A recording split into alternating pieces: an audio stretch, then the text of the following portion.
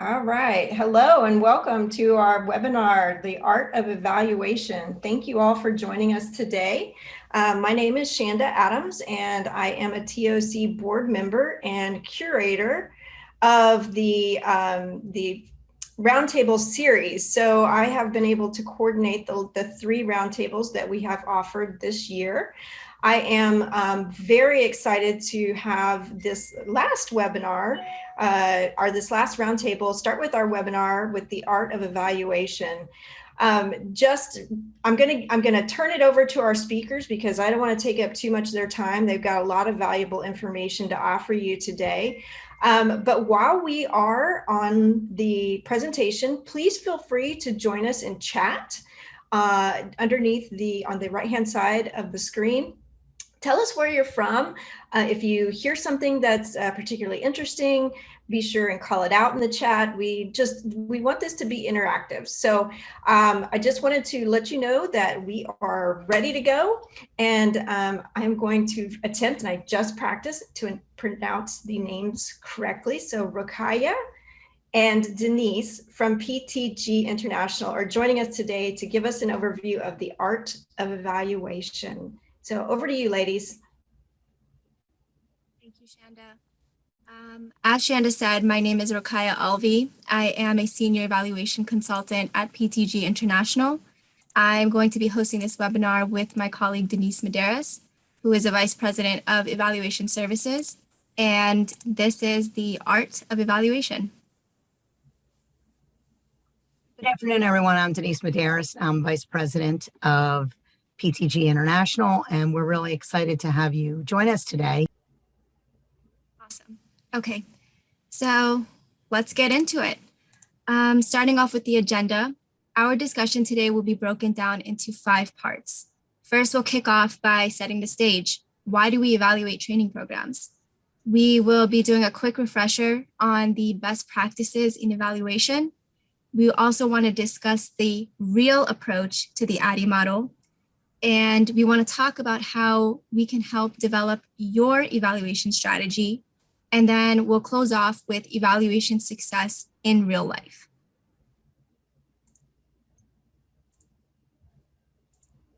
So to set the stage here, a recent report from the Association for Talent Development entitled Effective Evaluation, Measuring Learning Programs for Success showed that only 40% of talent development professionals believe their evaluation efforts help them meet their organization's business goals.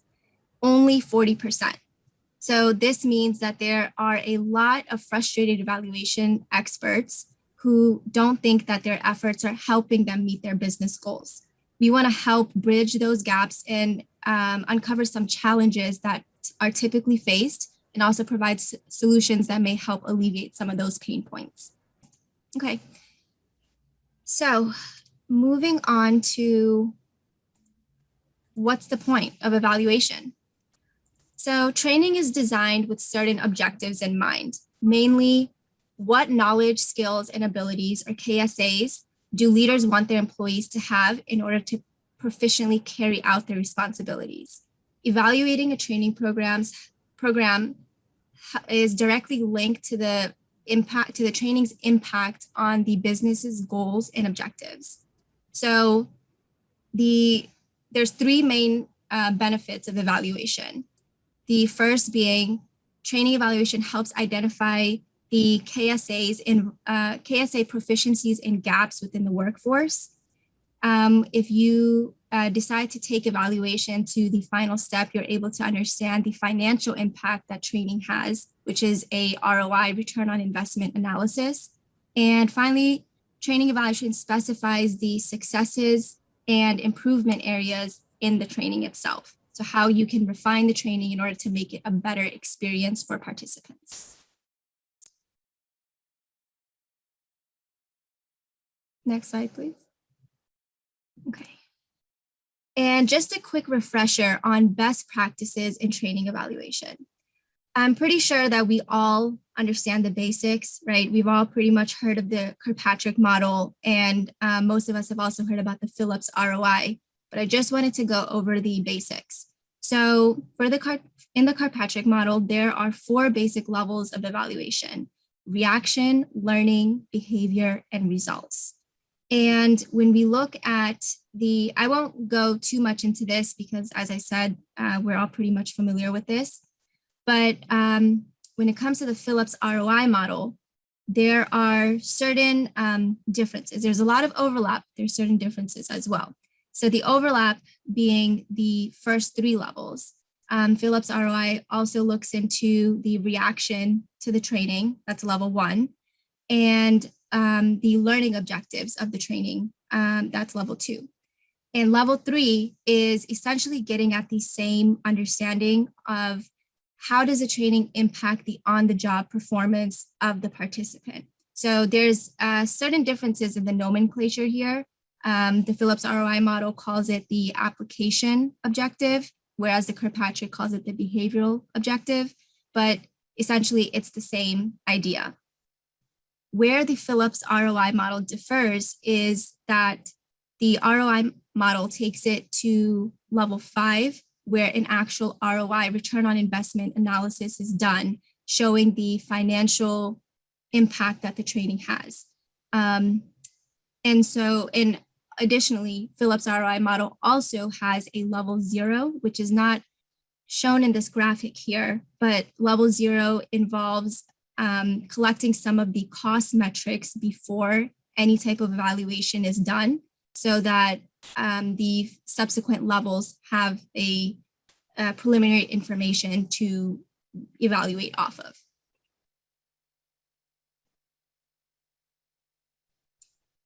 Next slide, please. Right, well, here's our trusty ADDIE model that we're all so familiar with. And folks have come up with different names for the ADDIE model, but it always really comes right back down to these steps in the process for training development. And we're also familiar with analysis, design, development, implementation, and evaluation. And one of the reasons why I bring this up is because evaluation is the component that we're talking about today in the model. And as you look at this, you may, as many training organizations do, think of the ADDIE model in a flow, even though it's cyclical and you would continually go back through those steps again. Most folks start off with analysis and end with evaluation. And so we frequently think of evaluation as a piece that's done at the end. So I wanted to ask a question to everyone, a polling question about how much time you spend specifically on evaluation in the ADDIE model. So if you take a look, we're going to put up a poll question for you to complete. And what we'd like to see is how much out of all the time your organization spends on the ADDIE model, how much of, on average, is focused on evaluation. So the poll is up right now. And you can go ahead, and I cannot vote because I am a panelist here. So, but you can go ahead and choose how much time on average you would say your organization focuses on evaluation. Let's go ahead and see what folks said. All right, you have 25% said 0%. 25% also said 1 to 5%. 38% said 6 to 10 at your highest group. And another 13% said less than 10%. Greater than 10%. Okay. There you go. Oh, there it is. Share the result. There you go. All right, great. Okay, well, hey, you know what? This is really exciting to me that 38% say they spend 6 to 10% on evaluation. And we still have a good number, though, that are in the 0 and 1 to 5% range. And the reason why we asked this question is because as we looked at the ADDIE model, what we'd like to do is show you a different view of the ADDIE model. We like to call it the ADDIE model, really. So let's let you see what that looks like. And it might change your perspective on how much time you really could be spending on evaluation. So here's the ADDIE model, really. And you can see that evaluation is a part of each one of the other processes in the evaluation model, because evaluation isn't just something that you're going to think about at the end. It is something that you're going to have involved in your analysis, which of course part of analysis is evaluating, right? You're evaluating the needs of your organization. And in the design and the development of your training, most trainers will at least create a test, for example, for their participants, which is part of their design and their development of their training module, because they want the test to reflect the objectives that they're hoping to present. And of course, during your implementation phase, when you implement the training, you also will implement an evaluation mechanism. So really, evaluation isn't something that just happens at the end of the ADDIE model, but it happens throughout all of the other processes that are taking place. So that's one of the reasons why we wanted you to see this different view, is because I found that when I saw this particular image of the ADDIE model, it really changed my perception of evaluation as part of that model. And it also gets you out of that typical mindset of thinking about evaluation as being something that happens at the end and only at the end, and therefore doesn't need to be thought about prior to that. Anything to add to that, Rakai? No, I think you covered it great.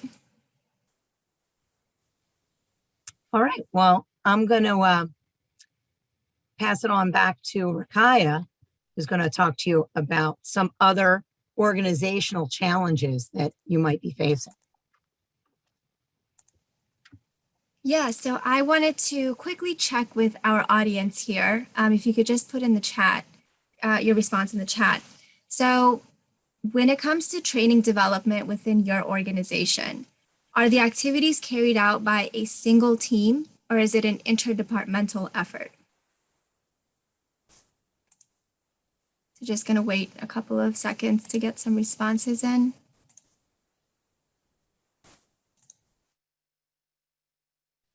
You know, one of the reasons for asking this question is because we have dealt with clients that had both a training organization that was in charge of all the training for the entire agency.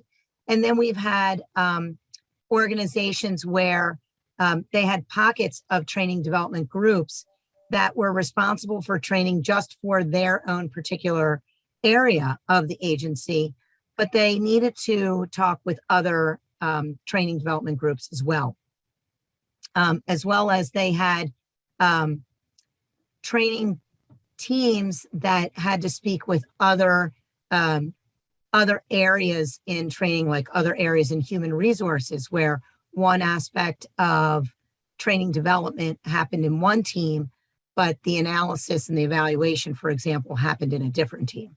So that would be an interdepartmental. Right. And this is important to keep in mind when developing your evaluation strategy.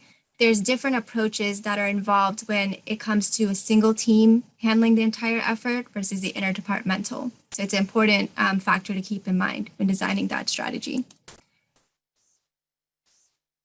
Yes, Rakai can tell you more about that in a little bit when we get into our case studies, but it's really important that you understand the structure of your organization and how that will create areas for efficiency as well as challenges in carrying out your evaluation strategy. I see some responses coming in. Mostly looks like folks are involved in single team efforts here. Okay, so now here is the bread and butter of the presentation, developing your evaluation strategy. The first aspect to this is to define roles. Who are the key players in this effort? So here there's a couple of types of people that are listed that need to these roles need to be assigned when developing the evaluation. So number one is, who are the stakeholders? Who is the data going to be reported to? Who is going to keep track and make the major changes that are involved in terms of the decisions and the direction that the training will take? Who will design the data collection tools? These are surveys and tests and other types of data collection tools. These need to be developed very deliberately, and it does take a lot of effort and vetting in order to develop efficient and effective tools. So there needs to be someone who, or a team that's specifically designated to develop these instruments. Who will analyze the data? Normally, we think that the roles get blurred in that we sometimes think that whoever is going to be developing the tools is also going to be analyzing the data, but it's often recommended to have a specific person or team designated to sift through the information and recognize the trends and patterns that are emerging from the data and then report it on to the next person in the chain of command. And the final role that needs to be identified is who is responsible for actually implementing the changes in the training program. So again, regardless of whether you have a single team carrying out these efforts or have multiple teams supporting these activities, a training evaluation strategy is going to provide you with a greater assurance that the evaluation efforts will be fruitful. So in defining each of these roles, it's imperative that all parties understand the importance of the role that they play and how it impacts other roles. So communication is key here. Throughout the entire process, there needs to be constant and consistent communication. And having this deliberate communication amongst the different roles ensures that each role is on the same page and with the data that needs to be collected and who the results are going to be shared with. Next slide, please. Okay. And so the other aspect of developing an evaluation strategy is defining the actual processes that are involved. So there's a few items that are mentioned here on this slide that need to be carefully considered before the evaluation can actually take place. So the first aspect of it is to determine the population of interest. Normally, if it's a smaller training program, our clients usually like to evaluate the entire program just to get a full set of a fully representative data set. And but when it comes to larger organizations, we usually have to evaluate just a sample of the training population that's statistically significant and representative of the population. So that's something to keep in mind. The size of the training program does affect who the population of interest will be. The second aspect to consider is how will the evaluation data be collected? Pre-COVID, there were usually two methods of data collection. That's paper forms and or online evaluation forms. So post-COVID, typically we take the online route. There usually is a learning management system or LMS that's set in place that's able to collect the reaction or behavioral data in an electronic form. So it streamlines the entire process. The other aspect to keep in mind is what are the evaluation KPIs or key performance indicators of interest. So this is something that needs to be considered when developing the data collection tools. And we need to be mindful of ensuring that the questions that are being posed to participants are succinctly measuring these KPIs. Another aspect to consider is how often should the evaluation be done? Are we thinking that we want to streamline this and do just one round of evaluation? Or do we want to have a consistent ongoing process?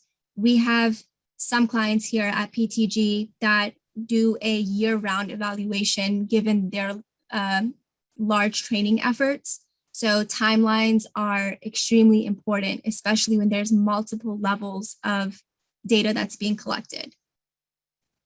And the final aspect to consider is how is information going to be communicated to stakeholders?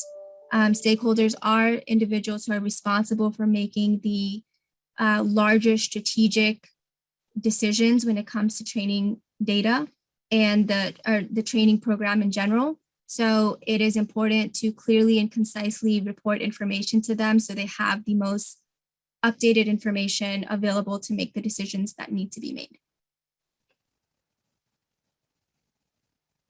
Denise, was there anything? You know, as you consider developing your evaluation strategy, if you're thinking evaluation strategy, you're already ahead of the game, because often these are things that organizations don't put as much planning into. They put a lot of planning into the development of the training. They really go through a lot of iterations to put together the correct objectives and make sure that the activities in the training are reflective of those objectives. And so sometimes evaluation strategy takes a back seat and not as much thought is given to that. But keeping that in mind up front and going through these processes really will improve your evaluation effectiveness dramatically. I can tell you of a story where we were putting together a survey, follow-up survey for some training for a client once, and they asked if other people in the organization wanted to get any information from that survey. Well, everybody just decided to come out of the woodwork and say, "Oh, really? You're going to ask people questions? Can we throw some questions in there?" And next thing you know, the survey was no longer about evaluating the training, but what the favorite ice cream flavor was for the next get together. So, it really took a crazy turn, and we had to reel them back in and go, no, remember, the purpose of this data collection is to evaluate the training program. And if you want to do other things, you need to leave that for another reach out to collect data. Which really brings us to our data collection methods. And Rakai's got a lot of tips for you. Right. So one of the most popular modes of data collection are surveys. And just to clearly state this, poorly developed surveys are directly related to a reduction in the validity of the results that are received. So it's imperative that surveys are created deliberately and not rushed through. There's a lot of vetting involved in the process in order to be able to collect data that gives you the most actionable insight. So we have 5 top tips for writing great survey questions. The very first one is, obviously, we have to identify the metrics of interest. What do you want? What are the top metrics that you want this survey to measure? The number 2 is develop questions that are very specific to those metrics. Number 3, avoid wordiness, double-barreled or leading questions. Questions that are too, I'm sure we've all taken surveys that the question is posed in a paragraph form. By the time you're finished reading it, you don't really understand what you just read. And naturally, you're not going to give the most accurate response to questions that you don't really understand. They're just too cumbersome to even get through. So succinctness is imperative here. Double-barreled or leading questions also skew the information that's received, so it's best to avoid those types of questions.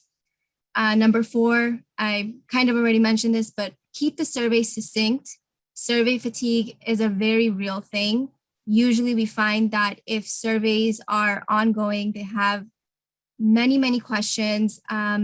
We see that respondents just give up halfway, or they click through the survey and don't provide any meaningful data, or just provide responses that are not accurate in general, even though they get through the entire form. So keeping it succinct is key. and make sure that the questions are written with the intended audience in mind. We have vetted a lot of survey forms that have competing perspectives and just don't seem to be relevant to the audience that's being surveyed. So make sure that you keep the audience in mind. We know that a lot of training organizations, because evaluation is considered the last item on the list, when it comes to developing surveys, they just rush through the process. We've been able to help a lot of organizations avoid these pitfalls by following these top tips.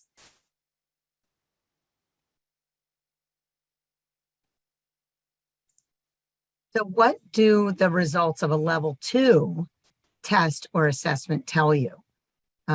We have lots of folks that as part of their training development, they also end up developing a test. And I just want to know, when you develop a test in your training program, what is it that you hope to know from the results of that test? And you can just type that in the chat.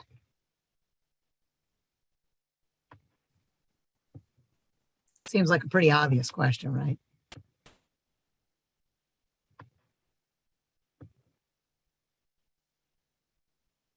So by level 2, we're talking about the Kirkpatrick or the Phillips ROI model level 2, which is a test that you give to the participants that has them answer to questions about the objectives that they just learned.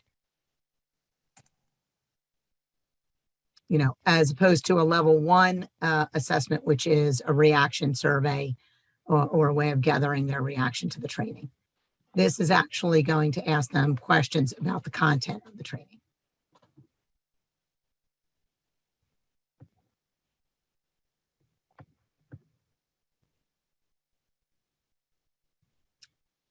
And I see that I'm getting some answers in chat also in the Zoom call. And the test measures what the students are expected to know at the end of training, right? So that's typically what people look for. They look for a level of understanding beyond the rote learning. So what knowledge, skill, attitude, or other information has the student retained as a result of attending the training? And that is the typical response. But I want to share with you another thing that you can also hope to gain from a level 2 test or assessment. And that is taking a look at each question and knowing which questions are actually asking the student about something that was covered in the class, and whether those questions themselves are a good measure of the objectives that were covered in the training. So the way we do this at PTG is we use our level 2 instrument scores report. As a former middle school math teacher, I can tell you this is my favorite report, because I totally wish that I had this when I was teaching. It would have helped me with a lot of my tests that I gave to my middle school students. So in this scores report, what this does is it shows different classes of students that took an assessment that contained questions and whether they answered those questions correctly or not. And as you look through this chart, what you'll see is that there were 4 or 5 or 6 different classes. Some of the classes were independent study.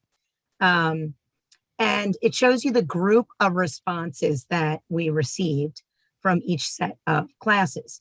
If you look through and see question 3 here, the column of question 3, you'll see that one class, all of them got question 3 wrong, but the other classes got question 3 correct for the most part.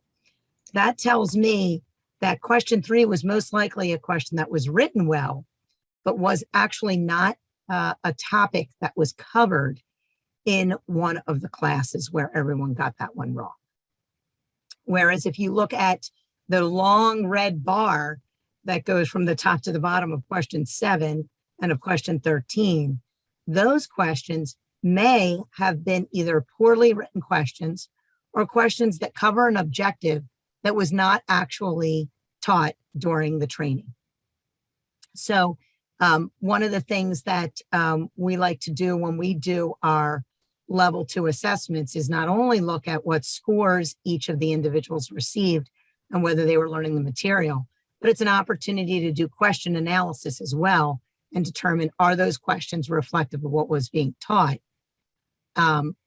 Or are they poorly written questions, or are questions that we've scored incorrectly because they had another answer that was actually a better answer than the one that we had selected as the correct answer.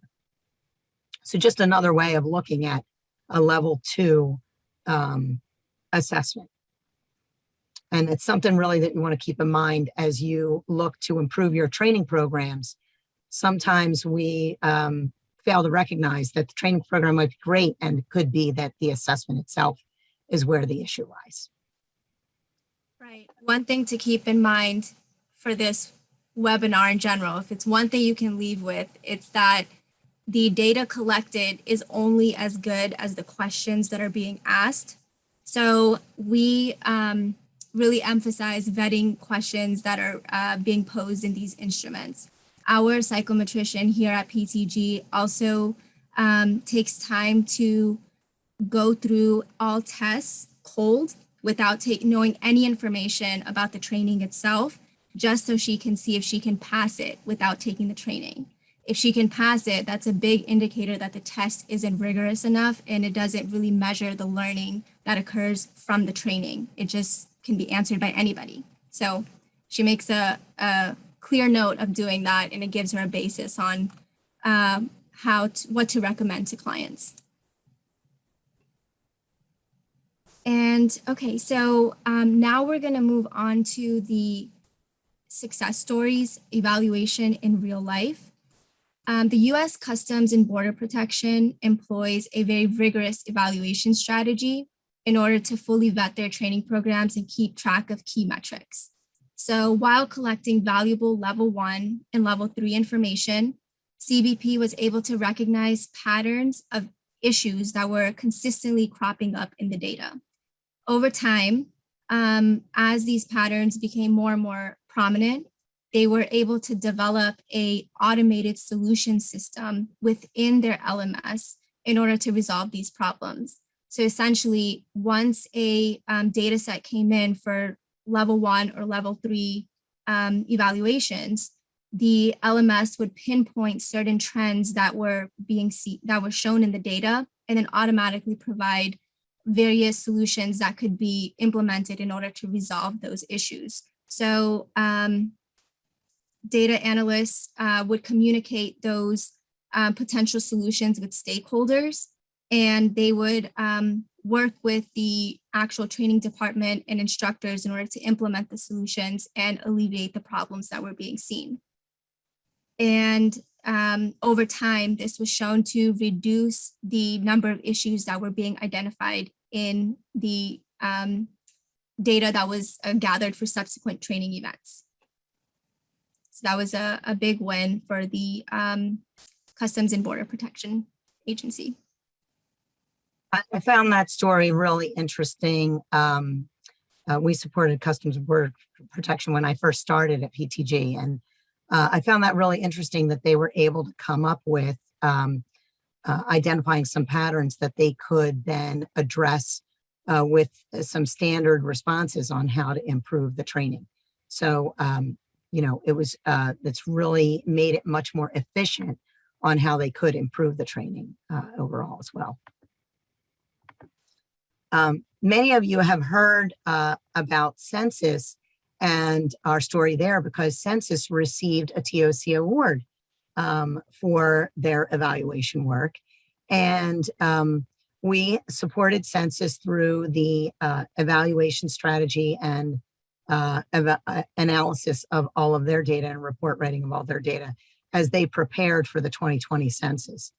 And kudos to Census that they had already planned for a blended approach, because that came in quite critically handy when the pandemic hit and they needed to pivot very quickly to change their in-person instruction to online. They had already had a component that was online and were able to then transition their in-person training to also a virtual environment. And they already had really wonderful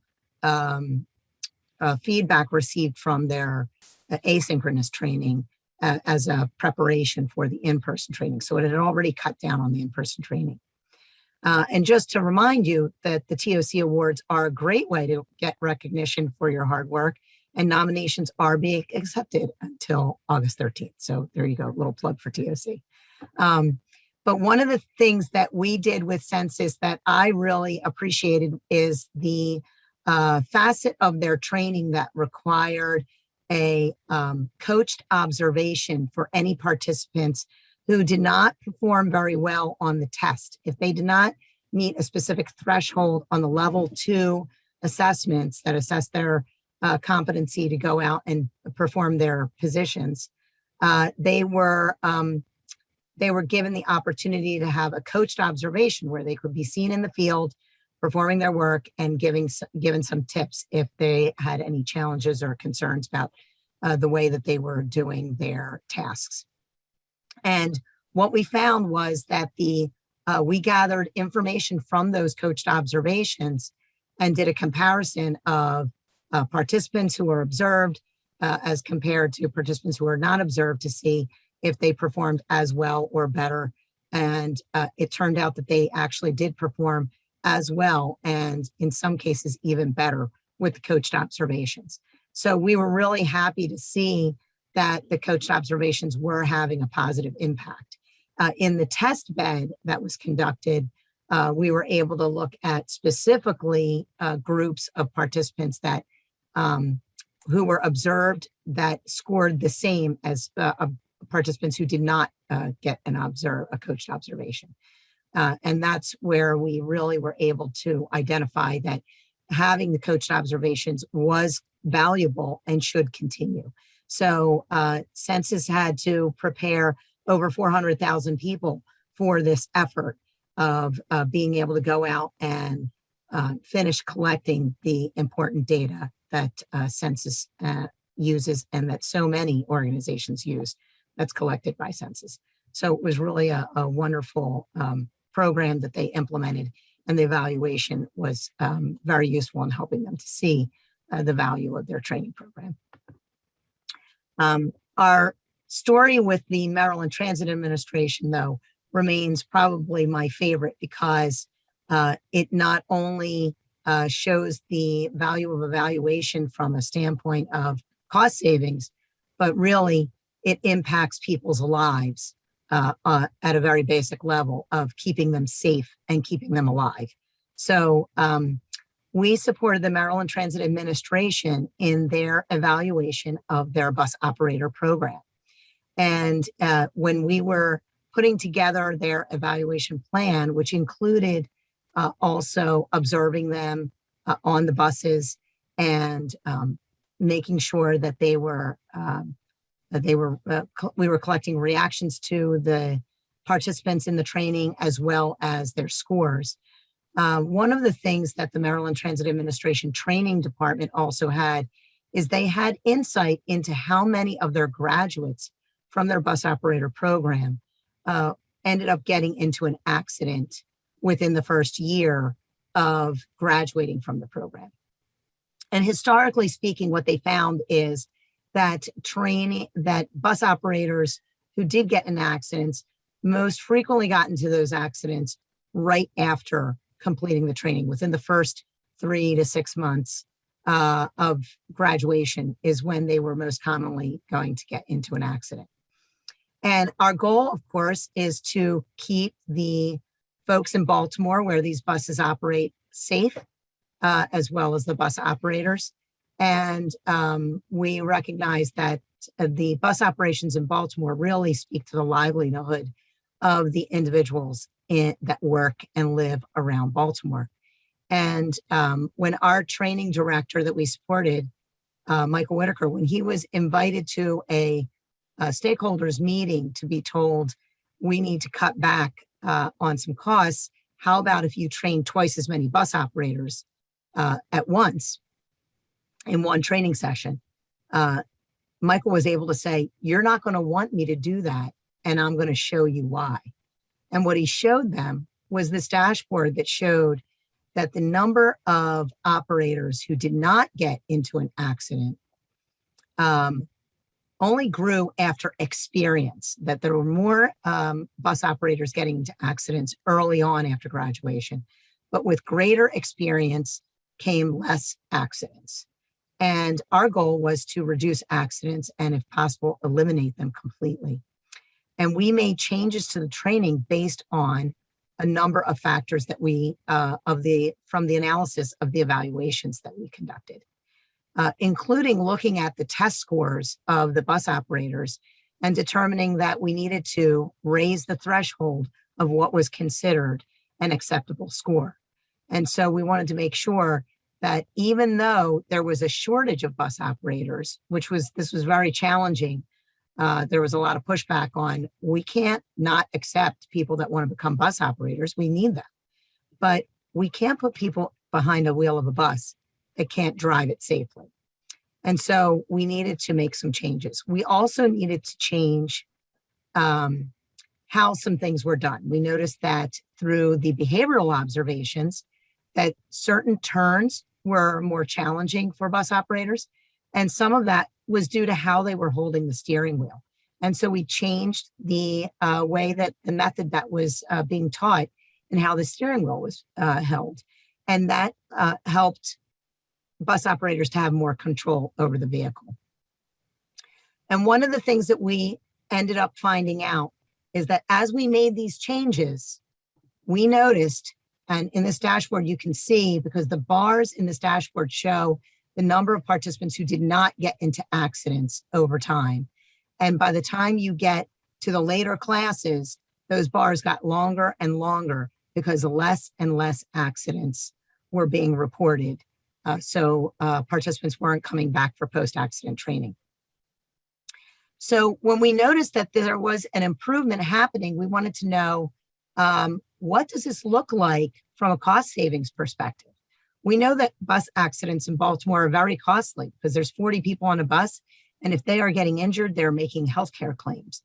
And so we asked our training director, Michael, if he could share with us any information about those costs. And he reached out to the operations management and asked for that information. And what we were able to do then is take a look at and create a dashboard that looked at the return on investment. In the beginning of this program, before we put any evaluation program in place, the cost of accident claims in Baltimore for the MTA were over $5 million in 1 year. After implementing the changes that we did through the evaluation program that we put in place, those accident claim costs immediately began to drop and continued to drop with each subsequent year. That resulted in significant cost savings, as by the 5th year, accident care claims were only at $500,000. Big difference over $5 million. We also, of course, looked at the fact that there are other influencers in reporting the increased safety of bus operators in Baltimore, like the difference in the weather from year to year, or the realigning of bus routes so that they would avoid more problematic turns or areas that were known to be issues where more accidents would happen. And we considered all of those and took a very conservative view of what portion of the savings is really attributed to the training program and specifically the evaluation program. And even eliminating the benefits from those other influencers, we still found a return on investment of 260%. So just a great story. about how evaluation was able to not only improve the efficiency and the quality of the training at the MTA, but really was able to save lives. So we want to hear from you also, because we know that you are also experts.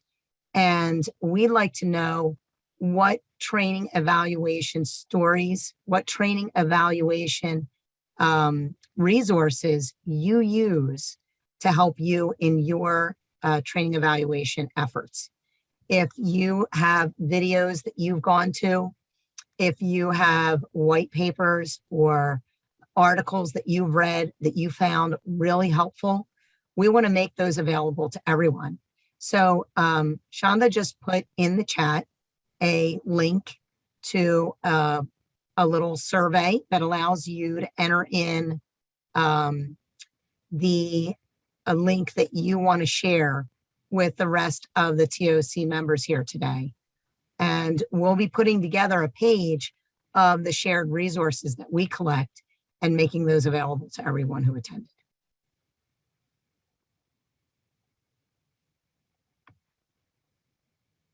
And I see that some people are still having some audio problems. I hope you're all able to hear.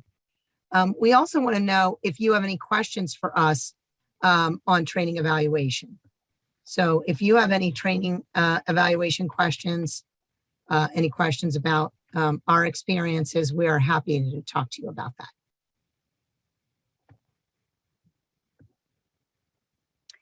You can also add in the chat, what are some of your favorite resources? One of my favorite resources that I will be sharing with you is the ROI Institute. So we are associates of the ROI Institute with Jack and Patty Phillips, and have used their model to help support our clients. And they have lots of resources on their website as well. And I'll be sharing a couple of those with you next week. But if you have a favorite ATD article that you like to reference, or maybe something from Chief Learning Officer magazine that you've experienced, that you've used, we want to hear about that.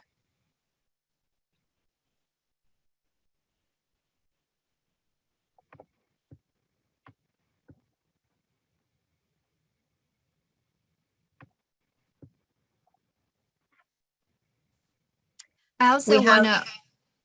Yeah, we have about 10 more minutes. Yes, I wanted to open the floor up for any questions over anything that was discussed today. Please go ahead and enter them in the chat, and we'll be happy to address them now.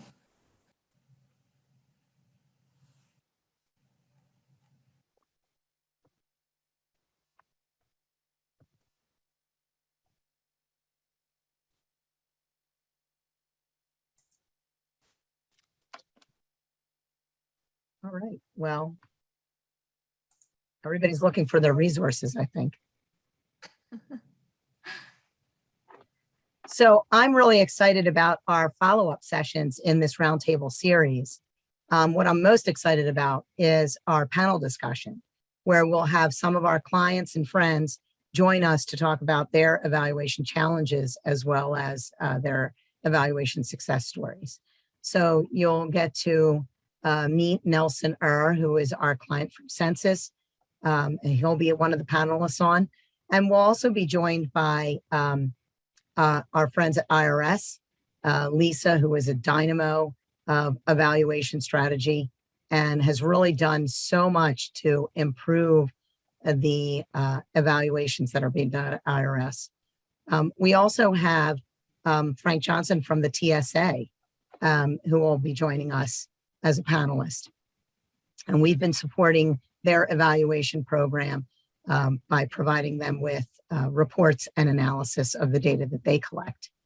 And we'll also have some additional non-federal connection with Dustin, who was formerly from the Patent and Trade Office and is now working in the private sector.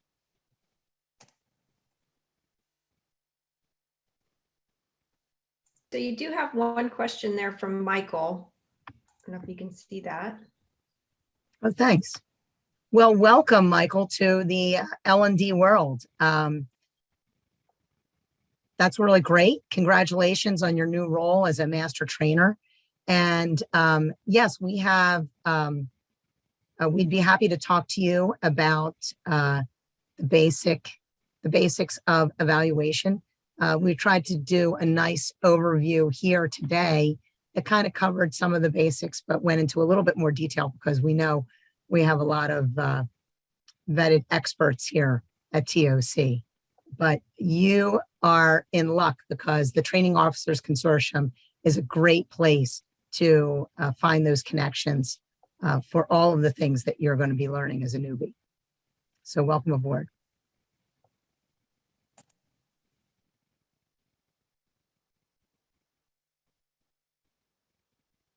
And I had a question, just how often do you see evaluations beyond level 2 with organizations?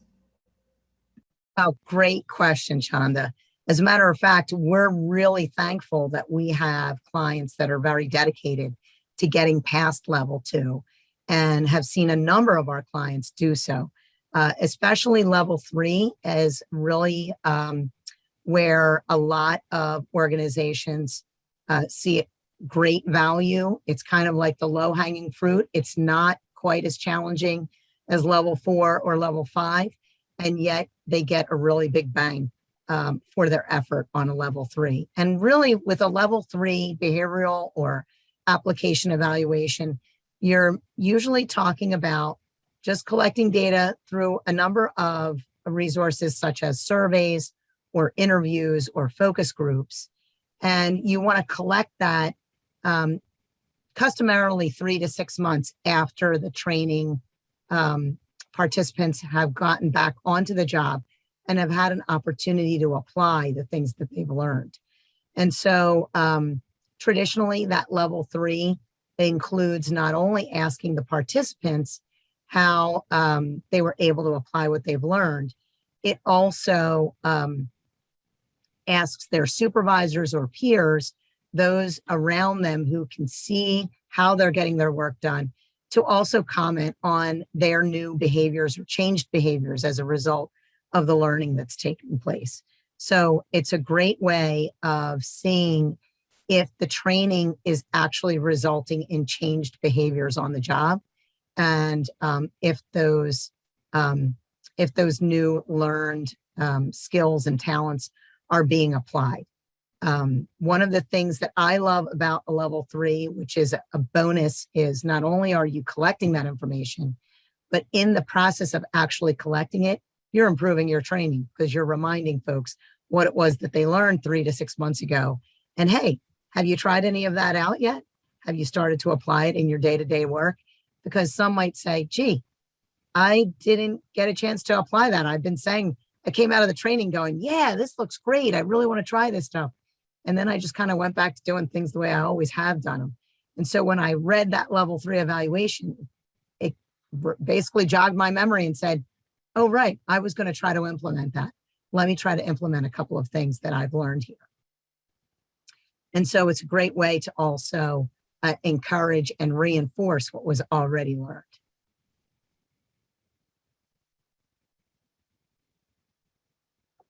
So a lot of folks have not tried level 3 yet. Most organizations are doing at least a level 1 or a level 2. And it's not really required that you do level 3 through 5 on all of your training. Level 5, even for the Phillips, they recommend that a return on investment only be done with very costly programs or very high visibility programs, as those are the ones that warrant the additional effort and cost that's required in a return on investment study, because that does take a little bit more effort. But you can gain a lot of information and insight from even conducting only level 1 and level 2. But we found that if you really want to find more information about the effectiveness of your training, then level 3 is a huge area that a lot of folks are sometimes a little intimidated by. But once they've started to try it, they find that it's not as challenging as they thought it was going to be, and are able to really, even with a small survey or small focus groups, are able to gather some great insights into the effectiveness of their training program. It's also important for participants to realize that when they receive these surveys or invites to share the information and their experiences, that they recognize that it's not their performance that's being evaluated, but the performance of the training program in providing them the information that they need so that they can actually perform their jobs better. That's a really great point. That often folks, I think, are thinking that we are evaluating them when we send this out. Like, what did you learn, and how good are you at this now? But Right. we aren't. We really are evaluating the program itself and looking to make the adjustments to the training, like you did for the MTA. So thank you very much for that. That's great information. Thanks so much, everyone, for joining. We've really enjoyed getting ready for this session and want to continue the conversation. So join us next week, where we will meet you back here at Feed Loop, and we'll be putting out a link of all the resources that we've gathered from this session, as well as some bonus tidbits that we've come up with ourselves. And do you have a slide with some information for the two of you so we can have people reach out to you directly? There you go. All right, if you're interested in having a discussion, or if you're interested in a little more information, now Rakaya and Denise will be joining us again for the entire month. So we're doing a deep dive into evaluations, the art of evaluations. So they'll be back here each week, you guys, on Tuesday at noontime Eastern Standard Time. Where next week, like they said, will be a sharing of resources. The following week will be a panelist or a panel discussion with the 4 individuals that Denise mentioned earlier. And then the last week, we're going to have some bonus content. So surprise bonus content on that last week, and that is August 31st. Real quick, before we go, and it looks like we're shutting down on the Feed Loop, I just want to say thank you very much for everyone who has joined us today, and we look forward to seeing you next week. Thank you, everyone. Looking forward to seeing you next week. Thanks, everyone. Have a great day.